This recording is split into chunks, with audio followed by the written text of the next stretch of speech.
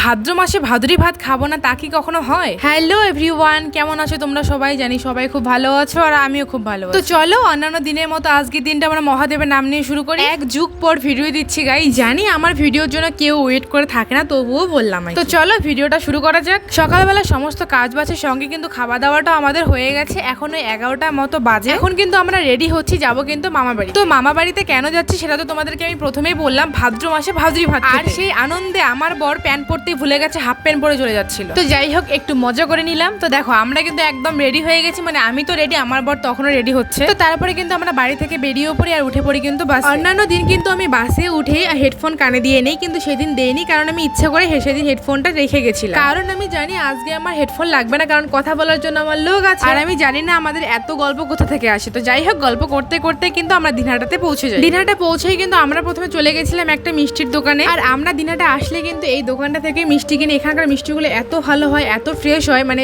বলে বোঝানোর মতো না। একটু সেখান থেকে আমি কিন্তু একটা কর্নেটো নিয়ে নিই, আর সেটা খেতে খেতে আমি কিন্তু চলে আসি টোটোতে, ওকে রেখে ও কিন্তু পরে চলে আসে। আর সেদিন গরমটাও কিন্তু পড়েছিল মোটামুটি অনেকটাই। গরমের মধ্যে আমার তো অবস্থা একেবারে শেষ হয়ে গেছিল। তবে রোদ খুব একটা বেশি ছিল না, কিন্তু গরমটা ছিল মারাত্মক। তো তারপরে কিন্তু চলে আসি আমরা বাড়িতে। আর আমার ভাইয়ের কিন্তু তখন চলছিল পরীক্ষা, ভাই এবার উচ্চ মাধ্যমিক দিচ্ছে। আর ভাইয়ের সেদিন ছিল ফিজিক্স পরীক্ষা। আমরা আসার আগে কিন্তু ওরা পরীক্ষা দিয়ে একবারে চলে আসে মামা বাড়িতে। আর এই যে ভদ্রলোক নাকি ভদ্র মহিলা আমি ঠিক জানি না কে উনি, আমার সঙ্গে দেখা করতে চলে এসেছে। আমি প্রথমে জানালা দিয়ে দেখে তো পুরো ভয় পেয়ে গেছিলাম। তারপর সবাইকে ডাকে, সবাই বলে যে না ও মাঝে মাঝে সেখানে আসে, এসে আবার চলে যায়। তো তারপরে রান্নাঘরে এসে দেখি বোন এখানে তালের পিঠে বানাচ্ছে। আর ভাদ্র মাস মানেই তো তালের পিঠে খেতেই হবে মাস্ট। আর আমি না বোনকে পাশ থেকে জিজ্ঞেস করছিলাম যে তুই এত কাজ কোথা থেকে শিখলি, কার কাছ থেকে শিখলি। তো এগুলো নিয়ে আমাদের মধ্যে অনেকক্ষণ হাসাহাসি, অনেক কথাবার্তা হচ্ছিল। আর অনেকদিন পর আমাদের সবার একসঙ্গে দেখা হলো, মানে অনেকটাই মজা করেছিলাম আমরা সেদিন। আগে তো আমাদের মাঝে মধ্যে দেখা হতো, হয় ওরা আমাদের বাড়িতে যেত, নতুবা আমি ওদের বাড়িতে আসতাম। কিন্তু এখন আমাদের দেখাই হয় না, সে অনেকদিন পর পর দেখা হয়। আবার যখন ওদের বিয়ে হয়ে যাবে তখন হয়তো আরো অনেকদিন পর আমাদের দেখা হবে। এতগুলো বড়া তো একা কোনোদিন ভাজেনি, তাই কিন্তু মামি ওকে একটু দেখিয়ে দিচ্ছিল যে এভাবে এভাবে কর। তো চলো এখন তোমাদেরকে আমি দেখাই কি কি রান্না হয়েছিল সে। এখানে কিন্তু হয়েছে লাল লাল ঝাল ঝাল পাঠার মাংস, আর এটা কিন্তু খেতে দারুণ হয়েছিল। তোমরা দেখেই বুঝতে পারছো কতটা লোভনীয় হয়েছিল।